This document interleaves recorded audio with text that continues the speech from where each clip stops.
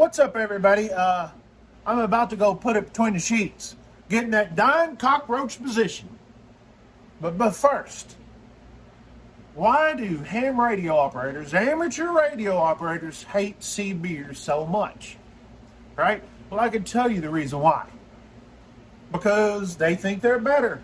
They think they're more classier. They think that they just, they go and get their license to get away from the riffraff, the shenanigans, the hate, discontent. And yes, when you get on amateur radio, it's a lot more civilized. And that's the reason why I'm on amateur. All right, it's the reason why I'm ham. But I'm also a CBer. I'm still into 11 meters. I love it. Why? Because I do love the hate and discontent.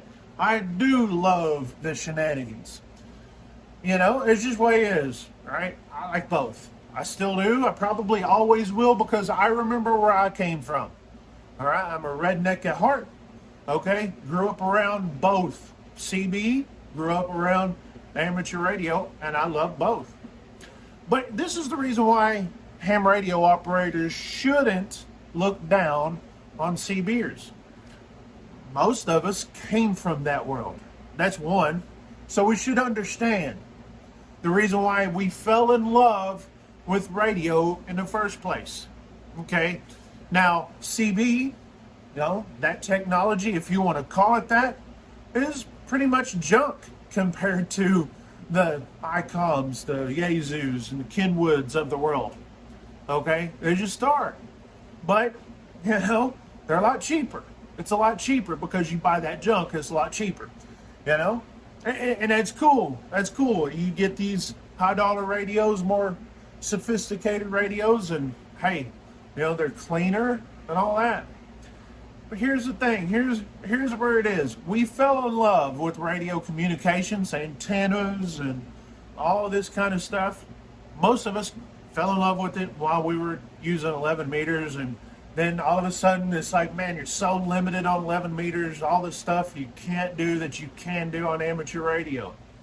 So why should ham radio operators change their tune on CBers?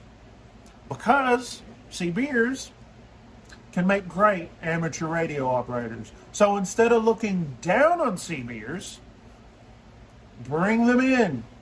Bring them in. It's the way it was. I'll tell you a little story, right?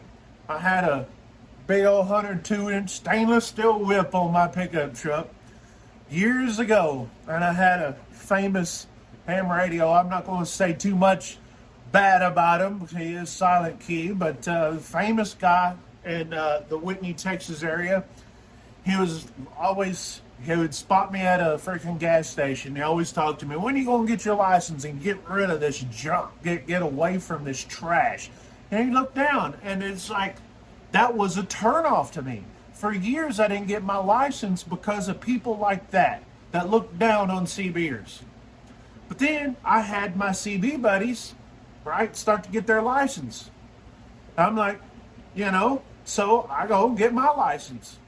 And then I found a club that they were down to earth. They didn't have that guy. They didn't have that guy looking down. As a matter of fact, the guy that was looking down on us CBers he was like the big head honcho of this local club, right? That no one attended, right? I mean, no one went there. Every club meeting, they had like 5 people there. It was horrible. But the county over, which had hardly any population in Bosque County, Texas, Bosque County, Texas, hardly any, is so remote and so rural, but every club, we always had 20, 30 people. And most of the people did not even live in the county, the Bosque County area, all right? So, because of that welcoming attitude to CBers and anybody, right? The club flourished for as small of an area as that was, right? So, unfortunately, and I hate to say this, but once the guy that looked down on the CBers, once that guy went silent key, Well, that club I started to become more inviting to CBers, outsiders, just to bring them in, and boom, you have, and that club is flourishing now. So the thing is, we should not be looking down on CBers, right? We should be able to, strike a conversation with them and say, hey, I come from that area too. And I love CB, right? But there's so much more you could do with amateur radio.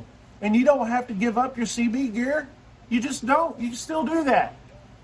But offer yourself, you've got a whole spectrum full of different stuff that you can do. Talk all over the world, do digital, get in clubs, help out the community, and do all these things through amateur radio that you couldn't do with CB.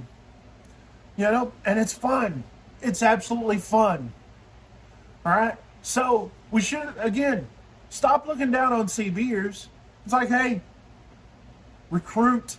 I'm not sitting there saying get up on Channel 19 and do all that, unless you want to, I guarantee you, someone's going to sit there and say something really bad towards you. All right? Shut up, stupid is probably the first thing they're going to tell you.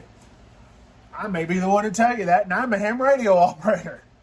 But that's just the fun of CB, that I will never, ever think that I'm better than that. That's just another mode of operation to me. Because I love radio, I love communication, I just love this hobby.